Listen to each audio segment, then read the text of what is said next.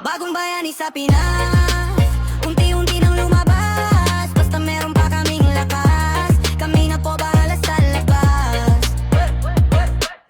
Pag-usapang kaayusan sa daan, unang-una na ang clean influencer.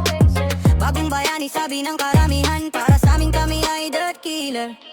Kahit namin ang maduming kapaligiran, gusto lang namin ang kaayusan. Mga basura ang tangi naming kalaban, di yung mga nakaupo sa upuan. Kaya wag nang magtaka kung ang daan ngiko'y gumanda. Hindi yan himala, o kami lang po ang gumawa. Bagong bayani sa Pinas, unti-unti nang lumabas. Basta meron pa kaming lakas, kami na po bahala sa labas. Bagong bayani sa Pinas, unti-unti nang lumabas. Basta meron pa kaming lakas, kami na po bahala sa labas.